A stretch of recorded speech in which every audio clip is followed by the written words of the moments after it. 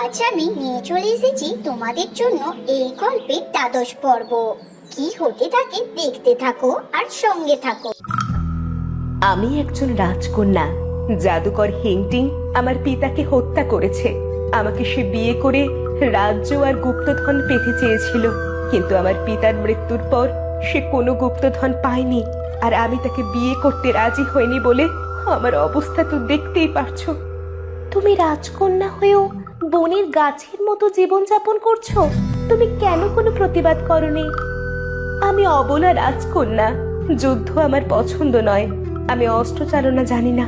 আমি ছবি আঁকতাম, নকশি কাঁথা বানাতে জানতাম, রাজনীতির আমি কিছুই জানি না। রাজকন্যা এত সরল হতে পারে? তুমি কোন রাজ্যের রাজকন্যা? আমি কাঞ্চনগড়ের রাজকন্যা, ইন্দুবালা।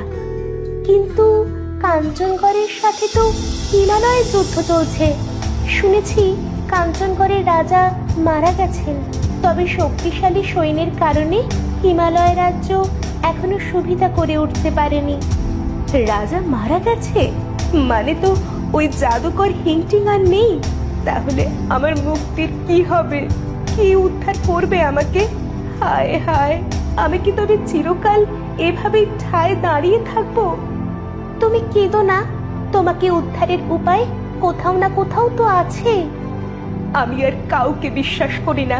ওই জাদুকর হিংটিংকে আমি পথে বসে থাকতে দেখে রাজবাড়িতে আশ্রয় দিয়েছিলাম, আর সেই আমাদের সব কেড়ে নিল। সবাইকে কি তুমি একই রকম মনে করো ইন্দুবালা? বেশ, তুমি তোমার মতো থাকো, আমরা বরং চলে যাই। তুমি আমার নাম ধরে ডাকলে? তুমি হয়তো অতটাও খারাপ নও, যদিও সবাই খারাপ, তবে গোপনে। তোমার কথা ঠিক বুঝলাম না, কি বলতে চাও সেটা বরং খোলসা করে বলো। আমরা তোমার কোনো ক্ষতি চাই না। আমার জন্য তোমরা ভেবেছো এই অনেক। তোমরা এখন এসো, আমার তোমাদের কোনো সাহায্যের প্রয়োজন নেই। তখন রাজকুমার আর পরিণীতা চলে গেল। হাঁটতে হাঁটতে তখন ভোরের আলো ফুটলো। এই আবছা আলোতে তোমাকে পরীর মতো লাগছে, কিন্তু তোমার মুখটা অমন শুকনো করে রেখেছো কেন? তোমার অনেক কষ্ট হচ্ছে, তাই না? এসব কথা বলো না রাজপুত্র। স্বামীর সুখেই স্ত্রীর সুখ। আমি শুধু ওই গাছটার কথা ভাবছি। সবাই চায় নিজের বন্দি দশা থেকে মুক্ত হতে, আর ওই রাজকন্যা, এতটুকু অনুতাপ নেই তার। মানুষ কি এমনও হতে পারে? তুমি এখনো এসব ভাবছো? এসব ভেবো না। চলো, সামনে একটা গ্রাম, এগিয়ে দেখি, হয়তো সেখানেই আমাদের থাকার জায়গা পেয়ে যাব। হ্যাঁ, চলো। তখনই সেখানে এলো এক বৃদ্ধ। দাঁড়াও মা, তোমাদের এই গাছের সাথে কথা বলতে দেখেছি। তোমরা কি ওই গাছের কথা শুনতে পেয়েছো? হ্যাঁ, শুনেছি, তবে তার অহংকার দেখে আমরা ফিরে এসেছি। যেও না মা, তোমরা যখন ওর কথা শুনেছো, তোমরাই পারবে ওকে আবার ঠিক করে দিতে। কিন্তু তার তো কোনো সাহায্যের প্রয়োজন নেই। ওর অহংকারের কারণেই আজ ওর এই অবস্থা। ওকে কত করে বলেছিলাম, আমার কোনো কথাও শোনেনি। আমার ছেলেকে হারিয়েছি, আমি বৃদ্ধ মানুষ, শেষ বেলায় নাতনিকেও পাশে পাবো না। আপনি কাঁদবেন না, ও আমাদের জাদুকরের ব্যাপারে বলেছে। তবে জাদুকর নাকি মারা গেছে, কিন্তু তার জাদুর প্রভাব আজও রয়ে গেছে। দূরের ওই গ্রামে আছে এক দুধ ঝর্ণা। সেই ঝর্ণার পানি দুধের মতো সাদা। সেখানে বাস করে এক শ্বেত নাগিন। নাগিনের মাথার মণি যদি ওই গাছের সাথে ছোঁয়ানো যায়, তবে ও আবার ঠিক হয়ে যাবে। আমাকে সাহায্য করো মা। কিন্তু অমন বদ মেজাজের সাথে থাকা আপনার জন্য ঠিক হবে? ও কেবল এই দুনিয়াতে আমাকেই ভালোবাসে আর আমার কথাই মেনে চলে। তোমরা কি পারবে সেই শ্বেত নাগিনের মাথার মণি এনে দিতে? শুনেছি সাপের প্রাণ তার মণিতে থাকে। কোনো সাপ কেন দেবে তার মাথার মণি? আর সাপেরা প্রতিশোধ নিয়েই ছাড়ে। তবে কি তোমরা এই বৃদ্ধ মানুষটাকে খালি হাতেই ফিরিয়ে দেবে? একটু দয়া করো, এই বৃদ্ধের দোয়ায় তোমরা ভালো থাকবে। পরিণীতা, উনি এত করে যখন বলছে, তখন আমাদের উচিত ওনাকে সাহায্য করা। বিপদের ভয় পেয়ে নয়, ভয়কে সামনাসামনি জয় করতে হয়। কিন্তু আমার মন কেন যেন মানতে চাইছে না, কোনো নির্দোষীর প্রাণ নেওয়াটা তো মানুষের কাজ নয়। মানুষ হয়ে মানুষকে সাহায্য করাটাও তো পরম ধর্ম। ভাগ্যে যা আছে তা তো হবেই। শ্বেত নাগিন যেমন ভয়ঙ্কর তেমনি রাগী। তোমরা সামলে থেকো, আমি তোমাদের ফেরার অপেক্ষা করব। বেশ, তাই হবে। আমরা নিশ্চয় সেখানে যাব। বেঁচে থাকলে আবার দেখা হবে। তখন রাজকুমার আর পরিণীতা আবারও যাত্রা শুরু করলো সেই দুধ ঝর্ণার দিকে। যতই ওরা এগোতে থাকলো তবুও পথ যেন আর ফুরায় না। পথে ওরা ক্লান্ত হলো, তবুও থামলো না। বৃদ্ধ লোকটিকে দেওয়া কথা রাখতে ওরা অবিচল। আমরা কি ঠিক পথে এগোচ্ছি? কেন যেন মনে হচ্ছে আমরা একই পথে ঘুরপাক খাচ্ছি।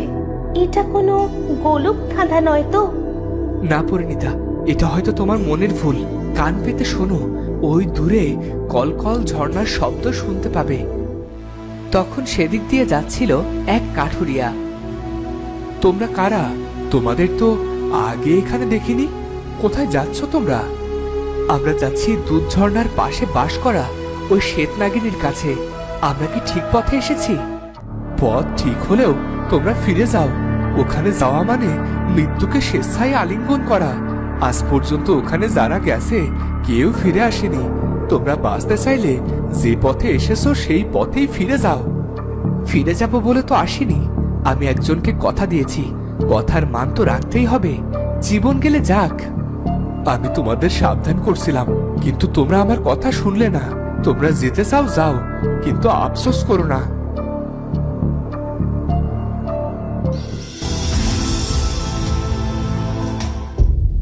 ওরা কিছুটা এগিয়েই দেখতে পেল দুধ ঝর্ণা।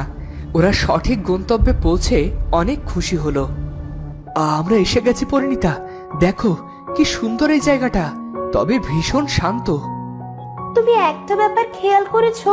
এখানে পানির রং বাদে আর কোথাও সাদা রঙের কিচ্ছু নেই। ব্যাপারটা কেমন অদ্ভুত না? তাছাড়া সবকিছু এত পরিপাটি যে কোনো আগাছা নেই, যেন কেউ এখানে দায়িত্ব নিয়ে পরিপাটি করে রেখেছে। তখনই সেখানে এলো পাঁচ মাথাওয়ালা শ্বেত নাগিন, আর তার মাথায় যেন সূর্যের আলোর মতো মণি জল জল করছে। মণির স্নিগ্ধ আলোয় যেন চারপাশটা ঝলমল করছে। সাবধান পরিণীতা, ওই দেখো শ্বেত নাগিন। এত বড় নাগিনকে দেখে ওরা বেশ ভয় পেল, কিন্তু নিজেদের উদ্দেশ্য থেকে পিছপা হলো না। তোমরা এখানে এসে ভুল করেছো, আর কিছুতেই প্রাণ নিয়ে ফিরে যেতে দেব না। আর তখনই শ্বেতনাগ এসে রাজকুমারকে গিলে খেয়ে ফেললো। রাজকুমার কোনোভাবেই বাইরে আসতে পারল না, বরং সাপের পেটের মধ্যে সে যেতে থাকলো। কি করে বাঁচাবো আমি রাজপুত্রকে? না না, দ্রুত কিছু ভাবতে হবে। কি করব আমি? এখানে তো কিছুই দেখতে পাচ্ছি না। আরে, ওই তো চকচকে পাথর। এটাই এটাই ছুঁড়ে দিই নাগিনের মুখে। রাজপুত্র নিশ্চয়ই আগুন জ্বালাতে পারবে। তখন পরিণীতা অনেকগুলো পাথর নিয়ে নাগিনীর মুখের দিকে এলোমেলো ভাবে ছুটতে শুরু করলো। আর ওই পাথর ছুটে গিয়ে শ্বেতনাগের মুখ দিয়ে ভেতরে ঢুকে গেল। আর রাজপুত্র দুটো পাথর হাতের কাছে পেল। পরিণীতা পরিণীতা নিশ্চয়ই এগুলো আমার জন্য পাঠিয়েছে, কিন্তু আমি এই পাথর দিয়ে কি করব? ভাবতে হবে, এখান থেকে যে করেই হোক আমাকে বের হতেই হবে। রাজকুমার পাথর দিয়ে সাপের পেটের মধ্যে আঘাত করতে শুরু করলো, আর সেই আঘাতের উপর আঘাত করে হাঁপিয়ে উঠল, কিন্তু কিছু হলো না। এত আঘাতের পরও সাপের কিছু হলো না।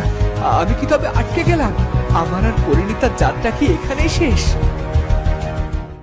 রাজপুত্র এখনো কেন কিছু করছে না? কি করে উদ্ধার করব আমি রাজপুত্রকে? এই নাগিনী তো এবার আমার দিকে এগিয়ে আসছে। ওদিকে বৃদ্ধ গাছের সাথে কথা বলছে। ওরা তোর কথা শুনতে পেয়েছে ইন্দু। ওরা গেছে ওই শ্বেত নাগিনীর মনে নিয়ে আসতে। ওরা এলেই আবার আমি তোকে ফিরে পাবো। তুই ছাড়া যে আমার কেউ নেই। ওরাও আর আসবে না। এ যাবৎ তো কম লোক সেখানে যায়নি। গাছেরা দাঁড়িয়ে যে কত কষ্ট পায় তা হাড়ে হাড়ে বুঝতে পারছি। তবে ওরা এলে ওই ছেলেটাকে আমি বিয়ে করব আর আমার রাজ্যের মহারানী হব আমি। তুই ভাবিস না, তোকে আমি যেমন করেই হোক আবার রাজকন্যা ইন্দুবালার মতো রূপ ফিরিয়ে দেব। তুই তো আমার বংশের প্রদীপ। ইন্দু, তুই কি আমার কথা শুনতে পাস? তো বন্ধুরা, কি হতে চলেছে? পরিণীতা আর রাজকুমার কি শ্বেতনাগিনীর খাবার হয়ে শেষ হবে? আর রাজকন্যা ইন্দুবালা কি কখনো মানুষের রূপ ফিরে পাবে না? নাকি আবার শুরু হবে নতুন কোনো গল্প? দেখা হচ্ছে পরের ভিডিওতে। ধন্যবাদ।